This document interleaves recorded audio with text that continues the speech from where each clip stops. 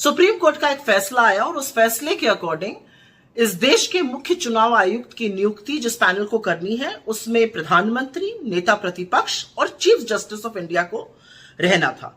सरकार ने, मोदी सरकार ने कानून लाकर चीफ जस्टिस ऑफ इंडिया को बाहर किया और मोदी जी के पसंदीदा मंत्री, प्रधानमंत्री के पसंदीदा मंत्री उसमें रहेंगे, प्रधानमंत्री खुद रहेंगे और नेता प्रतिपक्ष रहेंगे। इसके खिलाफ सुप्रीम कोर्ट में एक याचिका दायर हुई।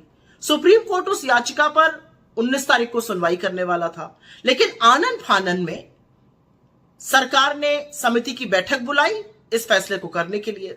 समिति की बैठक में राहुल गांधी जी जो नेता प्रतिपक्ष हैं, उन्होंने मुस्तैदी से कहा कि क्योंकि सुप्रीम कोर्ट इस मामले की सुनवाई करने जा रहा है, हमें उसका इंतजार करना चाहिए और इस बैठक को लंबित कर देना चाहिए, स्थगित कर देना चाहिए। लेकिन उनके सुझाव को नरेंद्र मोदी और अमित शाह ने खारिज कर दिया और आधी रात को ज्ञानेश कुमार को इस देश का मुख्य चुनाव आयुक्त नियुक्त कर दिया गया। डिसेंट नोट नेता प्रतिपक्ष राहुल गांधी जी ने इसमें दिया था।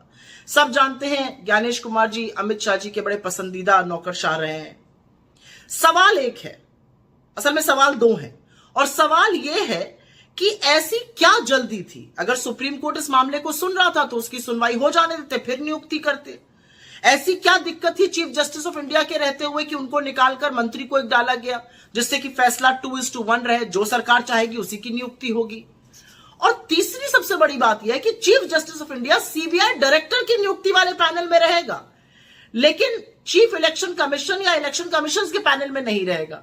यह कहां का न्याय है? जिस इलेक्शन कमीशन पर, जिस चुनाव आयोग पर, जिस मुख्य चुनाव आयुक्त पर इस देश में निष्पक्ष चुनाव कराने की जिम्मेदारी है, उसमें नहीं रहेंगे। क्यों नहीं रहेंगे भाई?